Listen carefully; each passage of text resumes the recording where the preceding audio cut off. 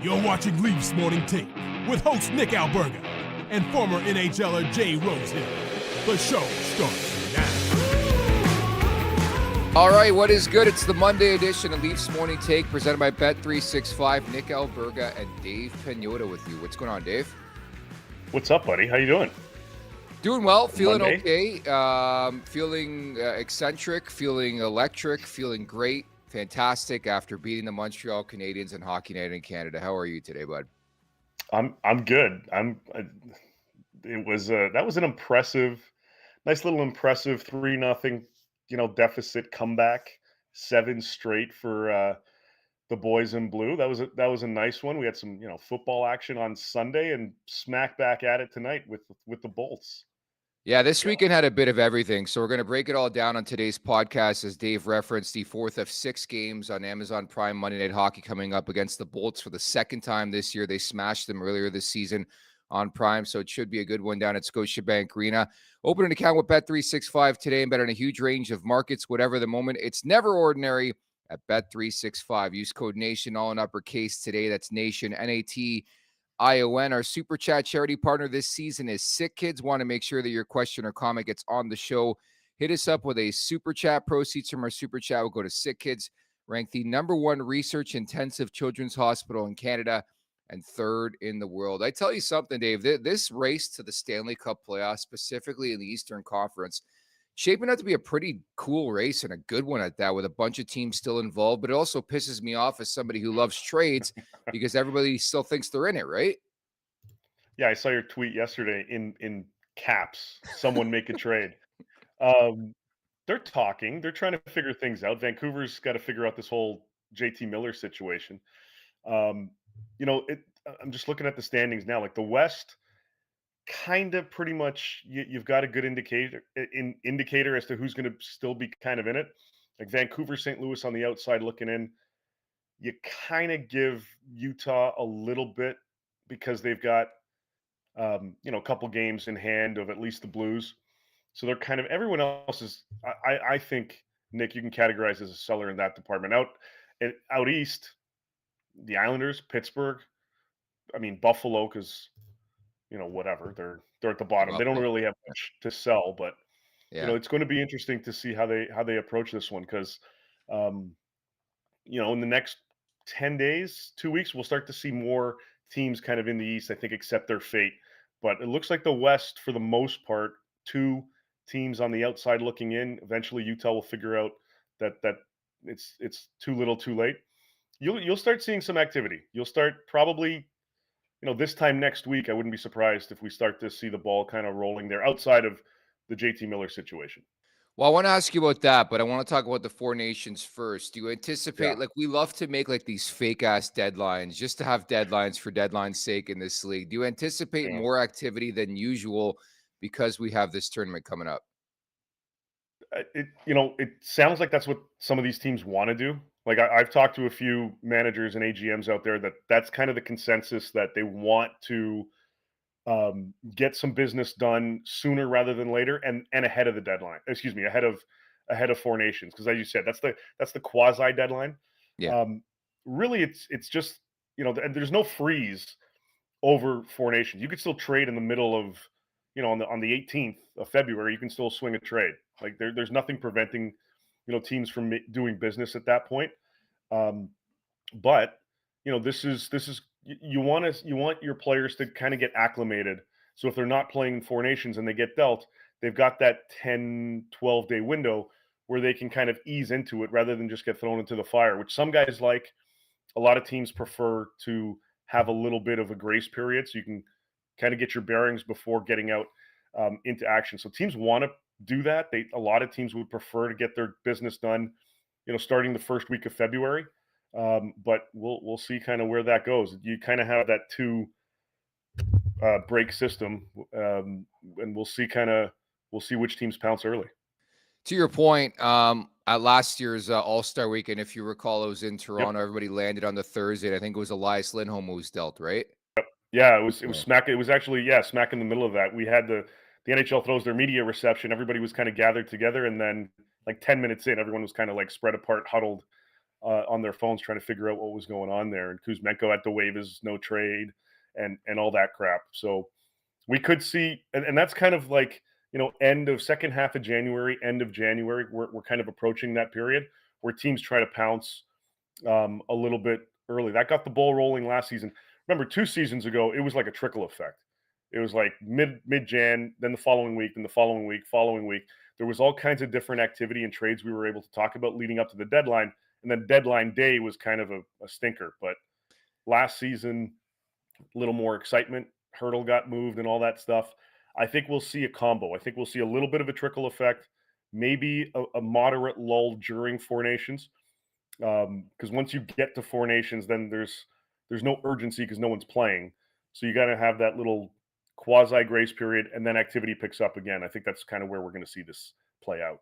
We love complaining about random shit in the NHL world. They moved the trade deadline to Friday. I'm not crazy about that for a variety of reasons, but Yeah. you're right. Last year, deadline week was hectic. It was crazy, but the actual deadline day was sort of a dud. And we think the biggest piece, the biggest fish likely to go between now and March 7th could be JT Miller. Any update on what's going on in Vancouver right now?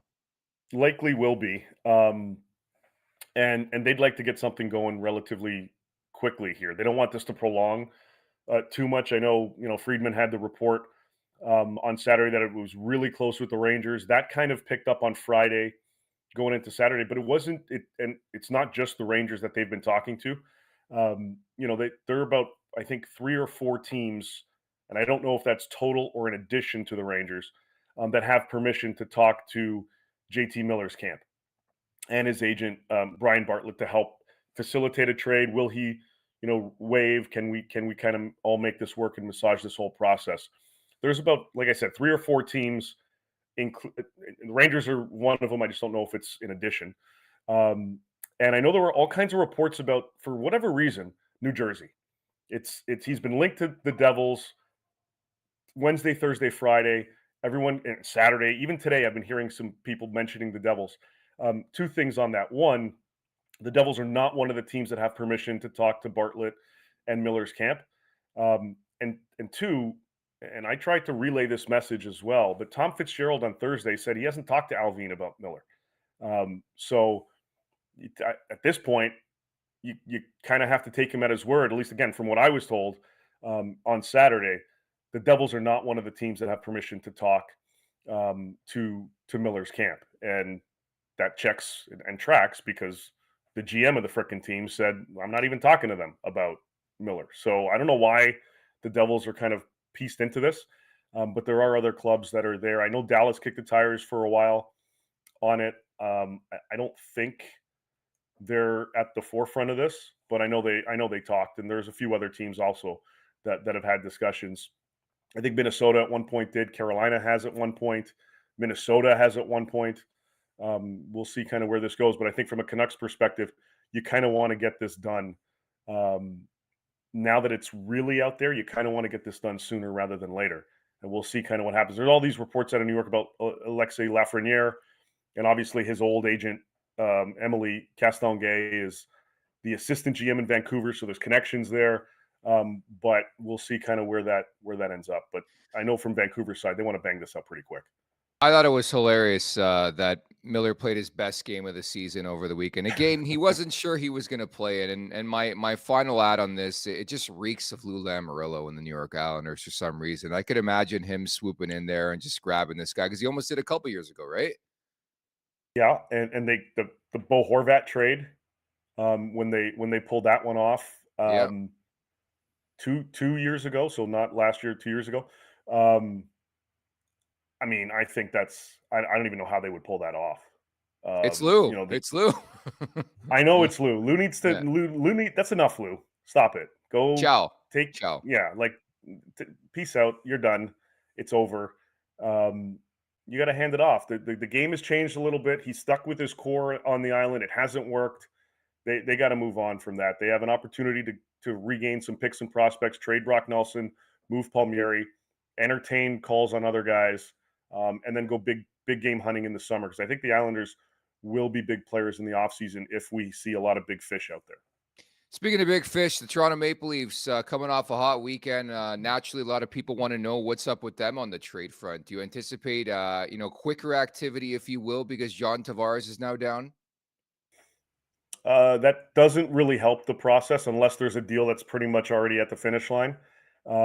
Because who's going to throw you a bone? Oh, True. 91's hurt. Perfect. Here, we'll help you out. No, that doesn't happen. So I still think, we've talked about this before. They've been looking for a center all season.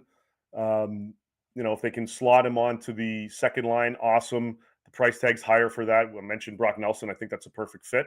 But it's going to cost you. So we'll see kind of where that goes. But Brad Treliving's come out and acknowledged publicly that he's in the market for a center, but he also said so are like 15 other teams. So it's going to come down to what the price is, and that leads me to believe as well, unless they're getting somebody with term, if it is in the rental market, then Toronto's dealings might be closer to the deadline than now, unless they're willing to pay a premium, which I'm not so sure that's the case. That makes a lot of sense. I think you maybe wait out the market and you get some pretty good value leading up to the March 7th trade deadline. Nonetheless, we're now less than 60 days away, Dave, from the first ever TLN Nation vacation in Music Nice. City. You're going to be there. I'm going to be there.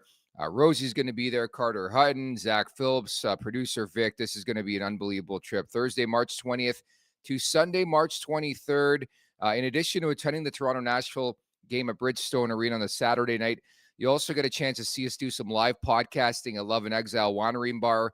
With that in mind, you just never know who could potentially stop by. We're offering 2 packages, one with flights priced at $24.50 plus tax, and one without, $12.99 plus tax. Hotel rooms are double occupancy. I know you wouldn't want to miss this trip for the world, right, bud? Oh, I'm there. Yeah, as soon as you mentioned this to me, I was like, I'm in. I'm coming. First of all, it's an excuse to go to Nashville. True. So I mean, that's a bonus. And then you got the Leafs playing, and you teased a little bit. You mentioned it before. I'm not going to say it, but the special guests will be kind of fun too. So yeah, if you need a weekend in Nashville, this is not a bad one to pick. And all the more incentive to hop on, book this trip right now. It is spring break, my friends. This is going to be something Oh yeah. extraordinary. For more Oh boy. information on how to book, head on over to nationgear.ca or check out the link in our show bio. Life's too short for ordinary vacations.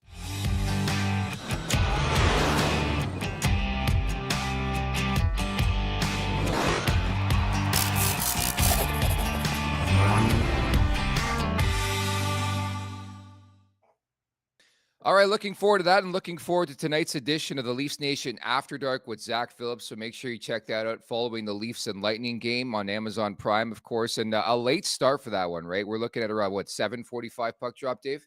Yep. Yeah, we got the 7:30 start, which means 15 minutes intros, all the fun stuff. 7:45 puck drop is what we're on tap for tonight. I think Wednesday too.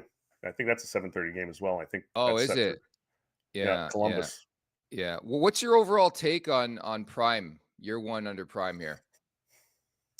I think it's been okay. I'll be honest. I haven't been able to watch it because I'm usually at one of the games somewhere, if not Yeah, in town. So I haven't really had a chance to watch a full broadcast. Um, I tuned in a little bit on the Thursday because they got that coast to coast show yeah. as well. So hey, look, it's extra hockey coverage. I'm in. I love it. Let's promo the hell out of this league and the sport. So I'm in. I just honestly I haven't had a chance to watch it because I'm working. Very busy. And speaking of which, Amazon Prime Monday Night Hockey, Adnan Verk is going to drop by the show tomorrow to recap this one. Jay Rosel's Nice. back in the mix too. We're going to have Adnan on. Of course, he's from the area. We're going to get his thoughts on the Maple Leafs, get his thoughts on Lightning and Leafs, the third of 4 installments this season. Also, don't forget to hit that like button, that subscribe button at the Leafs Nation 401 here on YouTube. Leafs Morning Take, wherever you find your podcast. Make sure to leave us a 5-star review. And don't forget to visit theleafsnation.com. Dave, I know you're going to be here for this too. Coming up February 15th. Actually, you're not. You're going to be in Montreal. The Leafs Nation will be hosting a watch party at Greta Bar on King Street West as Canada and the United States get together at the Four Nations. We've got ticket giveaways, signed memorabilia trivia, and T-shirt tosses happening all night long.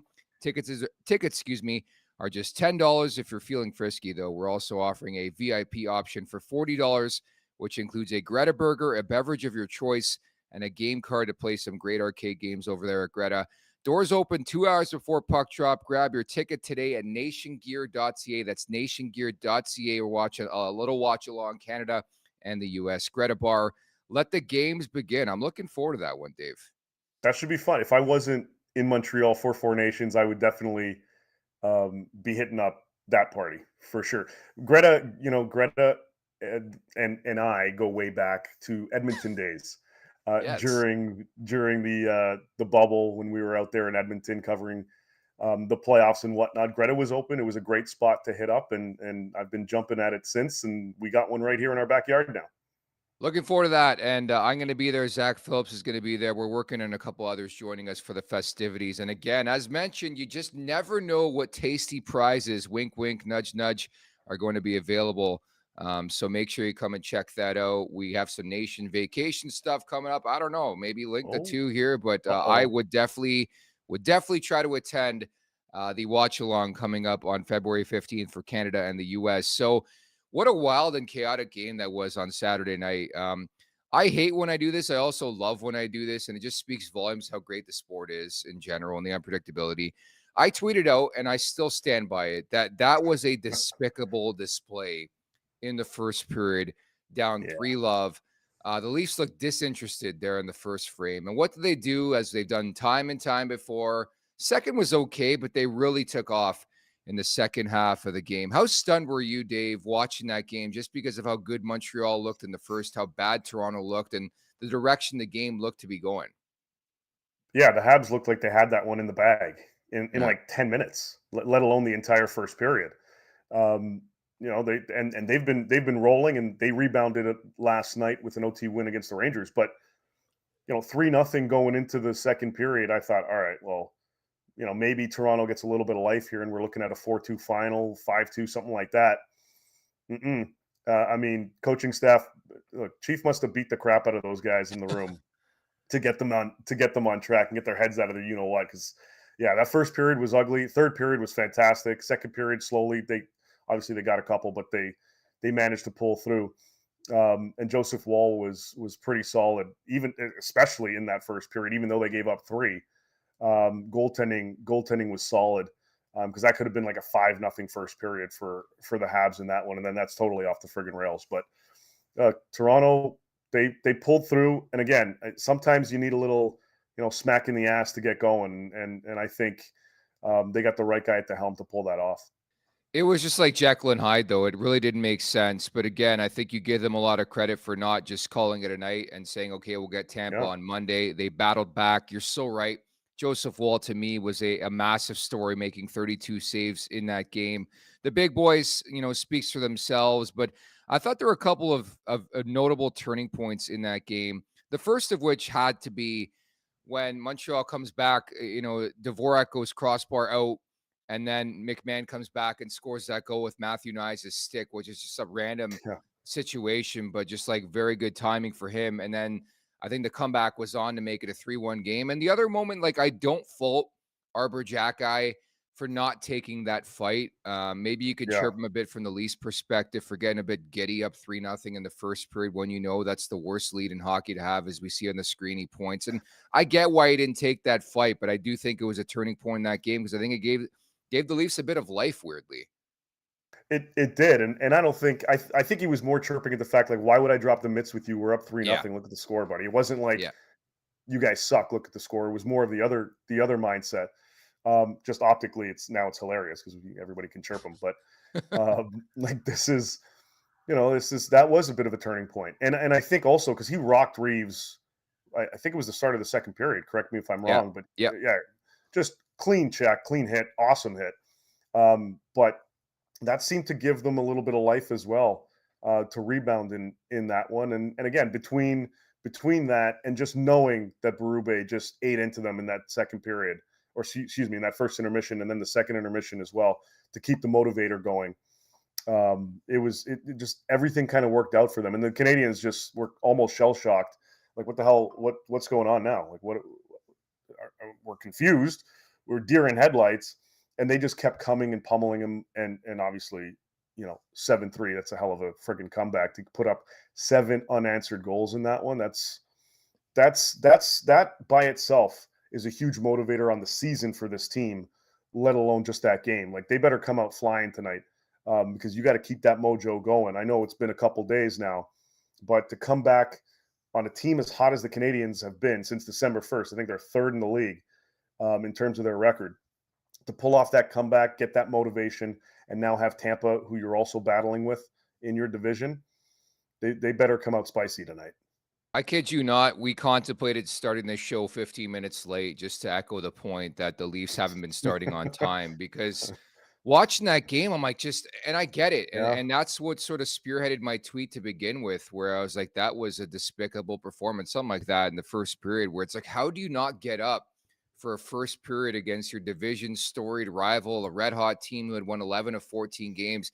Really is perplexing, but you sort of forget about that because of the final two periods, and the Leafs started to play and flex their muscles. And again, if you play that game 100 straight times, you are not getting that result, very, very often, if ever.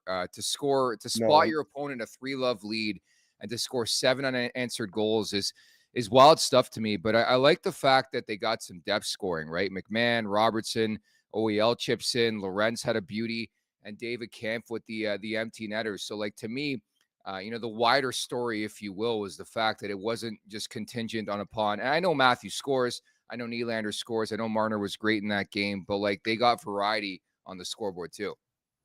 And that's what you want. Like, that's what you want from if you're a contender, if you're a legit contender, you're getting contributions from your third and fourth line as much as you are your second and first line.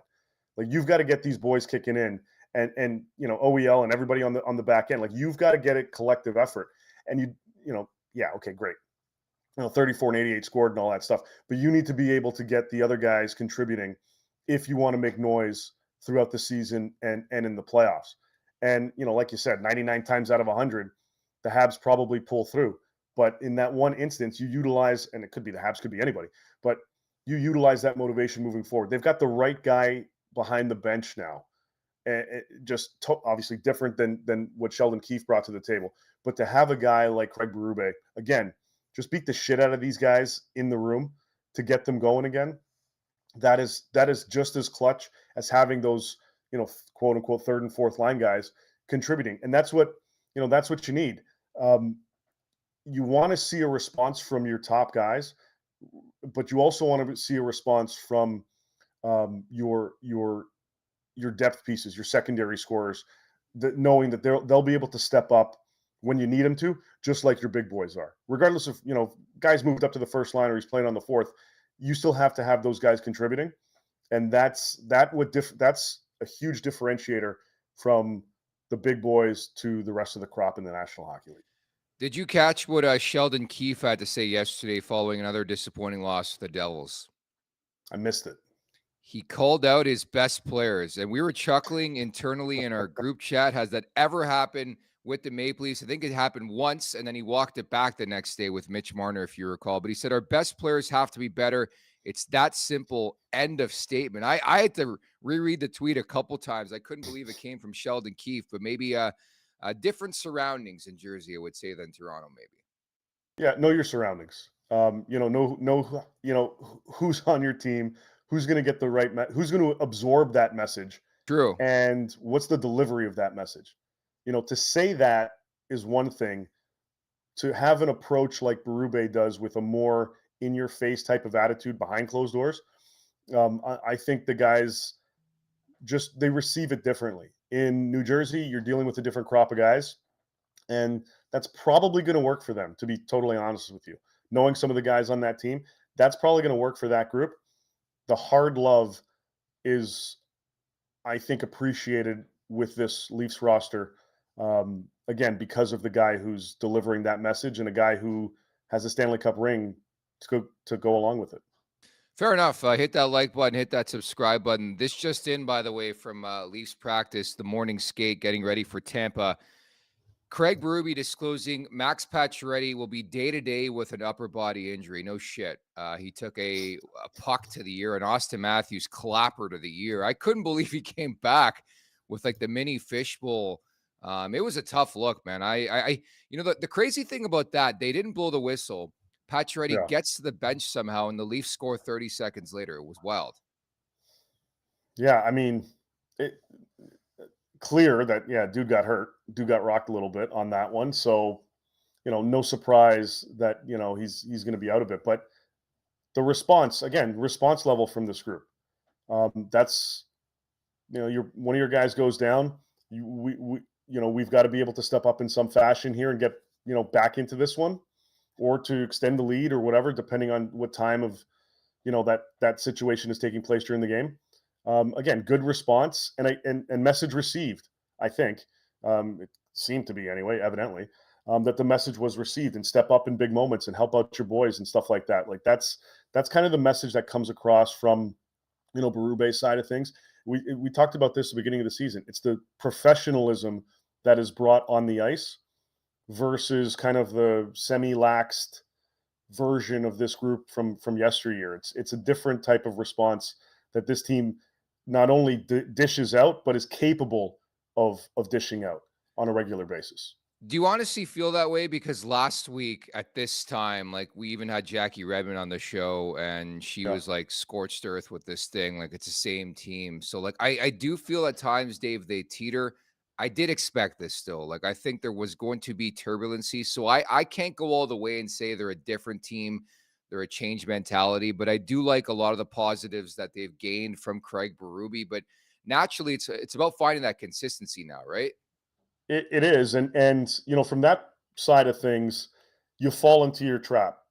When you go back to the shit that happened in previous years or last season, you kind of go back into that because it was almost your comfort zone at that point.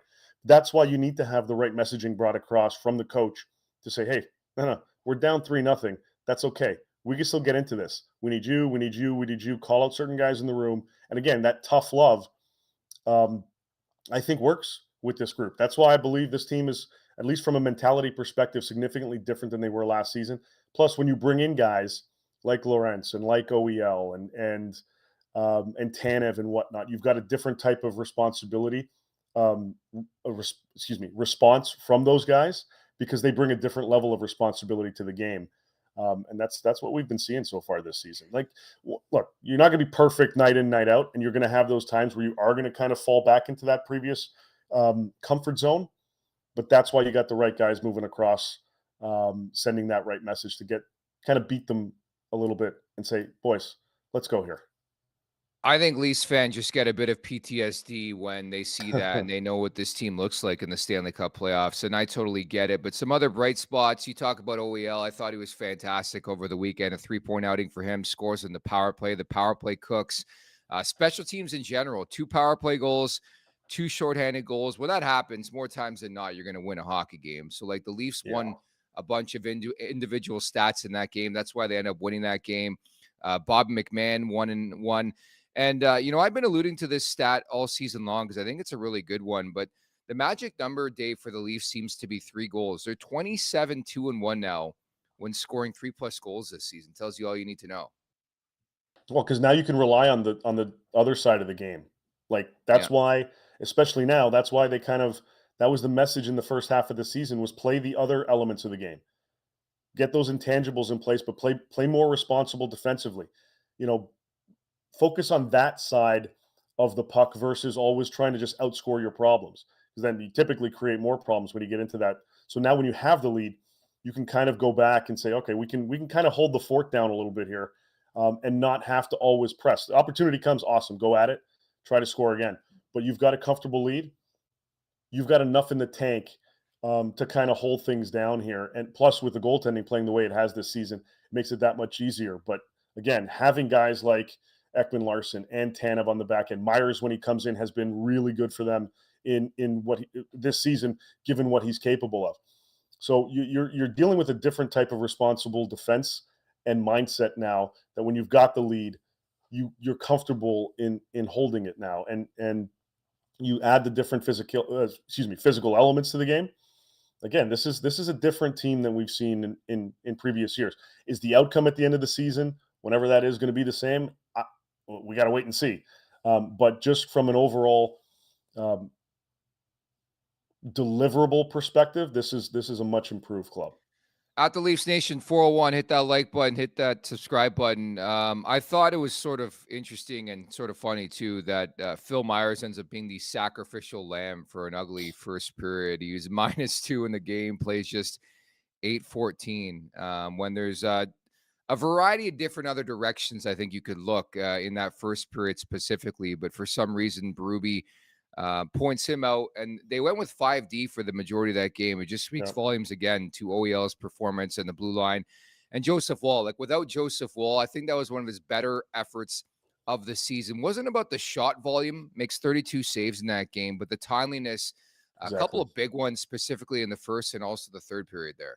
Yeah. Well, like I said earlier, I mean, it could have been 5-0 easily Yeah. after the first period if it wasn't for Joe. So he stepped in big in that one in when he needed to, and he just kept that going throughout the game. So you're dealing with, again, there's the other confidence level that kind of kicks in and comes into play here within this group. In past years, it's the sulk kind of wah mentality, like, okay, let's kind of just get through this damn game. Now it's totally different. Now they know they're capable of coming back. I don't think anybody expected 7 straight, but they're capable of coming back in this one, or in games like this. And when you've got confidence in your defensive play and you got confidence in your goaltending, um, that's a pretty damn good sign. You know what's also a good sign, Dave? What's that, buddy? The captain, Austin Matthews, now has 7 goals in the past 8 games. Are you ready to say he's back to the guy who scored 69 goals last season? You're at that level yet? He's getting there. He's certainly getting there. Like, other than Saturday, it was really him, and you chirped at this on what was it, Thursday during the game. Like, it's only been Matthews and Nylander that have been scoring the bulk of the goals for this group. Nice to see some other guys getting on the board on Saturday as well. But he's got that confidence flowing as well, and his shots. I think his shots back to where it's been. Mm-hmm. Now let's just see if let's see how much longer this can keep up from a consistency level. But when your best guy is doing things like this and playing at his best, that's a trickle effect for the rest of the group. It really is amazing to me, like as a fan, I guess as media too, the perspective that like you sort of know when Austin Matthews is at his best and feeling good and feeling healthy when the precision is there with the shot. Like Yep. even the placement of that 1T from Marner, like a foot off the ice. Like he scored a couple lately, namely in that game against Jersey on Thursday, where you're like, holy shit, like this is the guy who scored 69 last year, who is the best sniper for my money right now in the NHL. Like it just Yeah. seems like he's a smidget off when he's banged up and he's hurt. If you look back at the beginning of the season, even prior to returning against Tampa in November, it just seemed like his shot was a bit off. And I can't remember a time where a player you could notice they're not right by the way they shoot the puck in terms of precision. Yeah. No, with him, and that's what I was alluding to earlier. With him, when his shot is on, I mean, and he's on, and that stretches for a long period of time. Something has to kind of get him out of that funk, um, or create a funk, I guess, for him. Because when he's in the other side of things, it's that much, like, it's just impressive to see. It's fun to watch and impressive to see. Just like when you're watching Ovechkin, like when he was, I mean, I guess he's quasi in his prime again now, but like the way that when he's in his prime, when his shot was on, it's just a different demeanor. It's a different comfort level that you're playing with. You got a different type of swagger to your game. That's what we're seeing from 34 right now. Yeah, you certainly are, and I think he's feeling good about life. So are the Maple Leafs in general. It's amazing Yeah. how quickly things can change, dating back to prior to that game on Thursday. They come from behind to beat Jersey, they beat Montreal, and now have a chance tonight against Tampa on home ice to stretch it to a 3-game win streak. By the way, Craig Berube addressing the media. Producer Vic, thank you for this. Had a great line on his relationship with William Nylander. He speaks to him daily. He stresses, "I'm not trying to figure him out. I'm trying to hear him out." Whoa. It's deep, Dave. Getting in the feels now. I say that to you on a daily basis, don't I? But yeah, I know. That's Nylander's why. been great. Nylander's been awesome. Like there was a bit of a lull, I'll be honest, for like a 4, 5, 6 game stretch, but he's starting to cook. And when he's starting to cook, the puck seems to be on his stick for an entire shift. And I really noticed him in the second half of that game over the weekend against Montreal. Yeah, and again, like that swagger, that consistency spreads.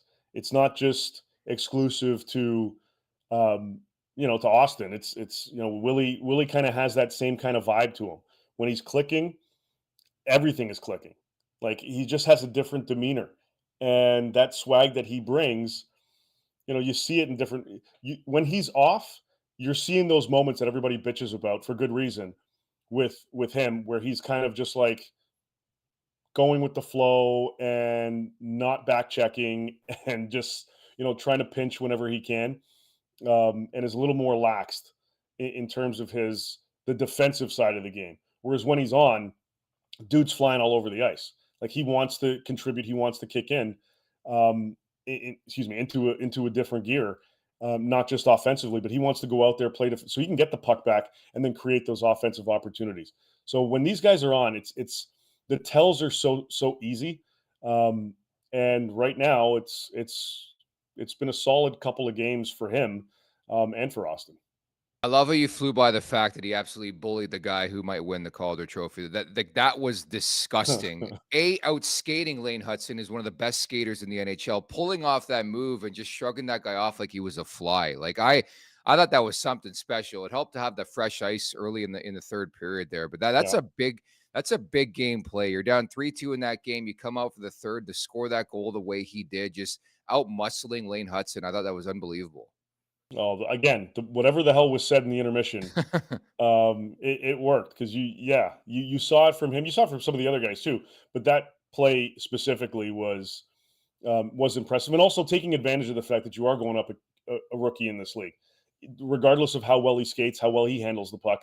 He's still trying to get acclimated to the NHL, especially in the second half. Things are going to be a little bit different for Lane Hutson, I would think.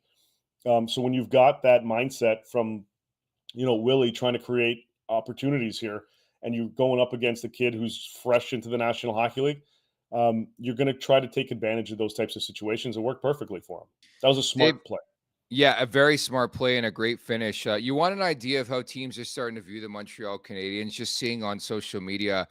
Looks like Jonas Johansson's going to start this game against the Leafs, which sets up Andre Vasilevsky in La Belle Province tomorrow night. So the way I read that, at least, John Cooper views that game bigger than this one against the Leafs because Montreal is coming from behind there in the Eastern Conference. Do you read it that way? Yeah. Yeah, I think. Look, the Toronto, Florida's that's going to be the battle down the stretch going in for home ice. Excuse me, not home ice, for first in the division. I think Tampa's got to look over their shoulder a little bit with the Habs, even with Ottawa, the way that the Sens have been playing as well. So this is a big 4-point game for them. Not tonight, obviously, when they play the Habs. So you want to approach it a tiny bit differently, but at the same time, you want to also collect these points. They're almost more like you want to get a couple points tonight, obviously, because you want to win. But the 4-point game against the Canadiens is the other clutch one because of where everybody's positioned in the standings right now. So it's not that they're going to, disconnect from the game tonight by any stretch. Like they're not thinking too far ahead. I would hope not for their sake, but it's two different types of games that they're going to have to play here starting tonight against Toronto, and then the next night against the Habs. I hate this because weirdly, we know how the Leafs do against shitty ass goalies. This guy's one of the worst goalies in the league. I'm sorry. I'm just being honest about it. No, he Blunt is. about it. Johansson's not a good goalie, and there's a reason why he plays behind Vasilevsky. But the Leafs do own Andre Vasilevsky. Like I witnessed this firsthand. I went to the game, Amalie Arena, in Tampa in November. They just seem to have a beat on Vasilevsky. Do you want to play the guy in the Stanley Cup playoffs? Probably not. But weirdly enough, as a Leafs fan, I feel a weird amount of confidence playing Andre Vasilevsky right now. And the fact that it's not going to be him is scary to me, even though it is one of the worst goalies in the league going behind him. That just tells me Tampa's going to get up for this game, I think. Well, they're going to need to. Again, it's a different mentality going against the Habs, but you're going to need to in this one because I think everybody knows the difference in performance from Vasi to, Jonas Johansson. So I think they're going to want to step up and prop him up a little bit. And this, like again, from Toronto's side of things, the changes they've made this season, like this, because of the goaltending matchup, it's almost that trap game mentality. You think you just throw it at the net and eventually it'll go in because of who you're playing. So you want to get off of that. But they've done a great job this season in avoiding that trap game mentality. And I think it's going to be a problem for Tampa in this one. But Again, their top guys, Point and Kucherov, et cetera, Hedman, Hagel, and everyone, they're going to want to step up a little bit more because they got to bail out their goaltender sometimes. And Tampa's coming off a dismantling of Detroit over the weekend. They were outstanding. Hedman Yeah. was great. Kucherov doing Kucherov things. And surprise, surprise, Braden Point has played like a man possessed since he missed that game after missing a meeting. It's not much of a surprise there. And of course, we'll see Braden Point coming up at the Four Nations. Mitch Marner will be there among others. And looking forward to this matchup against Tampa. I know a lot of you have been asking in the chat, and understandably so, about the lines at morning skate. So here they are. Nyes, Matthews, Marner, McMahon, Holmberg, Nylander on line 2, Domi, Minton, Robertson, Lorenz, Kempf, and Dewar. The extra, Ryan Reeves. So it looks like he's projecting to be a healthy scratch. I get that. And again, if you're just tuning in, Max Pacioretty, upper body injury day-to-day. Of course, he took the Austin Matthews clapper off the ear the other day. So no surprise there. In terms of the blue line, Riley, McCabe, OEL, Tanev. It looks like Benoit is going to be in for Myers. And again, we just talked about Myers. He was dreadful the other night, so that makes sense as well. And Joseph Wall looks like he's going to get the call here. Yeah. Well, you can look, and this is why Toronto harped on their defense all offseason and why they wanted it to be deep, because Myers has been good. He was good in the previous games, and then obviously not so good on Saturday night. But you have guys that can be interchanged in and out of this lineup based on A, the opposition, and B, just tracking how the guy's performing.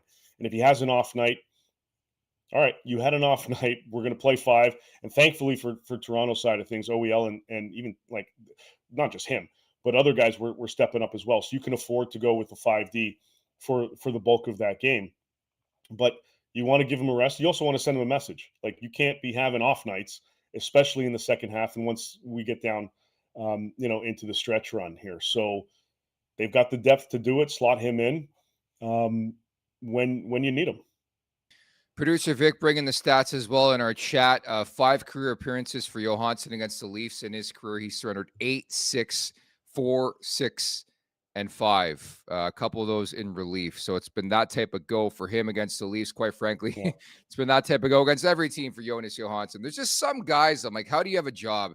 It just speaks volumes how watered down this league is. And I'm not just going to go on a tangent the other way here, but it's going to be Johansson against for Tampa, Joseph Wall for the Maple Leafs. And, I think of note, too, with those line configurations, Minton's going to be up the middle with Domi. So we're going to have another look at Domi, Minton, and Robertson as a third line. And I know some of you, Leaf Nation 67 in the chat, getting on me a bit. I'm still not a Pontus Holmberg guy. I thought he was awesome. I thought he was great against the Montreal Canadiens on Saturday night. So good that he was actually getting promoted later on in that game, but he's going to be the 2 seed tonight. Yeah, that's why Toronto's looking for centers. Yeah, there you go.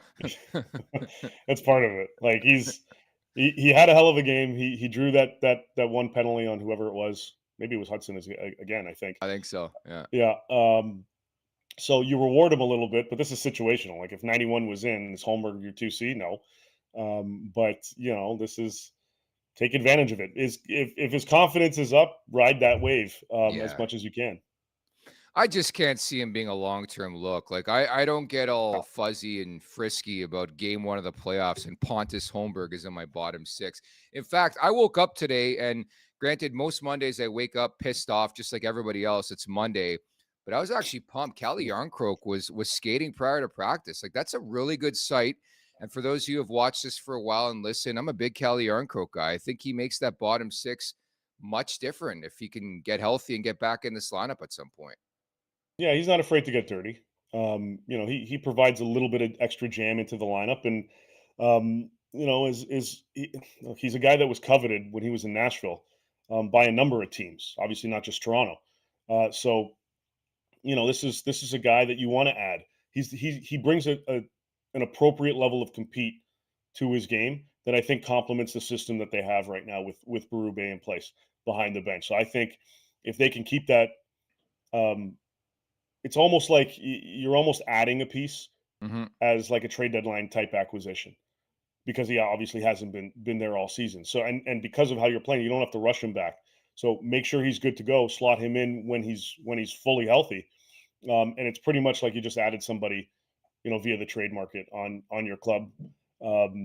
This is again, the depth of this team is going to be exploited in the right ways. And when he's healthy, slot him in, and your boy Holmberg, maybe he sits. Yeah, probably. And I love the versatility of Yarncroke. I love that he shoots right. He can play the first line, he can play the fourth line, the third line. I think ideally in the playoffs, he's on my third or fourth line.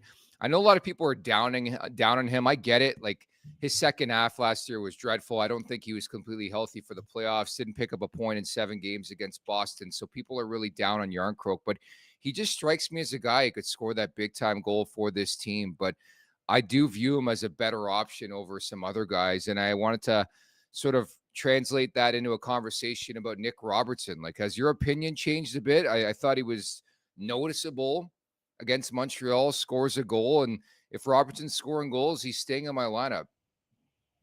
Well, yeah. I mean, with the options that you have, um, again, from a third line perspective, if you're popping him in, keep riding that. I still think I don't think he is still available. Like he's an asset that they're going to try to incorporate into some type of move here to better this roster. And you kind of look at this team, and it might be a scenario where their window. This is the time to pounce in terms of going, you know, looking at the bigger boys ahead of the deadline. But Robertson's a piece, and if he's scoring now, not only is that a benefit to your team, but it's also a benefit for Tree come the trade market to sell this guy at a premium. Um, Not in terms of giving him away, but having him as a primary piece, one of the pieces to a larger deal that's going to upgrade the rest of this roster. It'll be interesting, again, moving forward for this Maple Leafs team, what they do. Like, I I don't get the idea, and like I like the fact again that Brad Treliving came out a couple weeks ago and tempered expectations. Like I don't think they're going big game hunting. And I think that's the right play. If you look at recent history and guys who have put teams over the top, it's like that Swiss Army knife type guy. Like I always bring up Arturi Lehkonen with Colorado, Yeah, Ivan Barbashev, a guy I'm really looking at. I don't think they'll ever do it, but like Trent Frederick just strikes me as that guy. If he gets dealt this year, can be that type of over the top player. Do you agree? he could be. Yeah, certainly, and that's why so many teams want him. Vancouver's been trying to get him all season. Mhm. They're he's the kind of player that yeah, definitely brings that different element to your game. But there's another player out there in Seattle that not a center but a winger, Chris's brother. Like you bring in Brandon Tanev, he's the guy that provides that extra spark physically, can keep up with the pace of play for most of the game, especially come playoff time when it tightens up, and he can get you that key goal every now and again. Like if I'm Toronto and my options are limited at the center position, and they've got Yanni Gord, that'd be a perfect fit from a third line perspective. Um, but I'm almost, if I'm comfortable with who I have up the middle from a 3C role perspective, and the prices for a 2C are too high. I mean, Brandon Tanev's a guy that I'd be jumping at. I like that. Do you think there's any chance, and maybe not because of the price tag with Gord, but that they can get Gord and Uh, Tanev? well, it's not just from an acquisition cost perspective. It's how the hell do you fit that in the cap? Yeah, Like you're exactly. going to need Seattle to eat half on both of these guys. Mhm. Even from Gord's side of things, he's got a $5 million cap hit. You eat half, it's 2.5. You're still kind of tight unless you're moving out, um, Robertson in another deal. Yeah. Like they don't have a significant amount of cap space. So to try to pull that off, um, to get both guys, and I'm just trying to figure out what Tanev's cap hit is. I can't remember. I think it's five something or around that. Yeah. Um, But that's the thing but too, is like that's why it makes more sense that they wait until closer and closer to the deadline. We talk about Brandon Pridham, but like this is his time to shine, isn't it? oh yeah, well like you're taking advantage of your cap. Excuse me, just to correct myself, I was off. Yeah. $3.5 million cap hit for Brandon Tanev. There Like you go. that's almost Yeah. even more attractive Yeah. um, to try to add him to the mix. So again, if you can't upgrade yourself up the middle and you feel comfortable with who you have in the 3 seat, Tanev for me, uh, I mean that's a prime target if I'm treating the rest of this group. Honestly, like Dave, the more I think about it, I don't want to say go all in because I hate that expression, but Scott Lawton just is too perfect for this team. But I don't see Philadelphia dealing this guy unless you give him a king's ransom, right? Yeah, it's a first round pick, Yeah. um, and A, Toronto doesn't have it this summer, and B, That's a high price. And he's another one though, and he is interchangeable. He's played a lot of the wing this season, Yeah. more than center, but he's obviously capable of playing center. He's been the center for a while. But you've got someone on the left side, and that's a $3 million cap hit. Like that's without question, plus local kid, so that's a bonus. But I don't know. I don't think they want to cough up that price. They could have had Scott Lawton in each of the last 2 years. Like Philly offered him up to Toronto after they first inquired, but it was a first round pick and a little extra. They didn't want to pay Yeah. the price. I think it was at the draft as well. The draft in Nashville, there was a deal that was offered up, first round pick for. There might have been another piece for Lawton. Toronto said no, and the price hasn't changed. And based on his capabilities and his cap hit, I mean, if I'm Briere in Philly, why would I change it? Why would I get off that position? Yeah, it seems like every team wants this guy too, and I sort of hate that from the Leafs perspective. But all in all, I'm really fascinated to see what direction they go. Because again, we've talked about this a lot doing this show together. But Brock Nelson's a guy I would love. I just don't know. I think there's going to be a massive bidding war for him. And again, I'm with you. Brandon Tanev makes a lot of sense. Montreal, they fall out of this thing. It just doesn't feel like they're going to. Jake Evans is another guy who I think is going to garner a shit ton of attention between now and March 7th. But that's Yep. the way I think you have to look if you're Brad Treliving is firming up that bottom six. So you assume that, a guy like Yarncroke's going to come back. So maybe that's one guy. You need at least one more, if not two more guys. Like I wouldn't be shocked if they completely remodel their bottom six between now and March 7th. Would you? And again, you can pull that off in the right way. Yeah. If you're utilizing the cap in the right way. Like you're going to take a little bit of you're going to have to eat. You're going to probably have to eat. You're going to have to give up more in order for another team to eat some of that money because they don't have a ton of cap space. Like they're sitting at 1.3 right now, but that's with Yarncrook Yeah. on LTIR and Hakanpää. Like you're going to have to be creative in getting both of these guys into the lineup. And then at the same time, you're going to have to create additional cap space in order to bring in somebody else. Now, Jake Evans, $1.7 million cap hit, beautiful. Mm-hmm. But the Habs know that. And the price tag is going to be pretty high for him as well, based on what he's produced offensively this season and that cap number. Like guys that are great fits that have lower cap hits, the price tag is up because of those dollars. So, and that same with Tanev. Like it's not going to be a 5th round pick for the guy out of Seattle. You're going to have to pay a decent price for it. It'd be kind of cool to get the Tanev brothers going in this market. They're from this area too, but we'll see what the Maple Leafs have in store over the next month and a half or so. It's time for the last call, brought to you by Bet365. Open an account with Bet365 today and bet on a huge range of markets, whatever the moment. It's never ordinary at Bet365. Use code NATION, all in uppercase today. That's NATION, NATION. I'm going to keep it simple. I'm going back to that Austin Matthews well.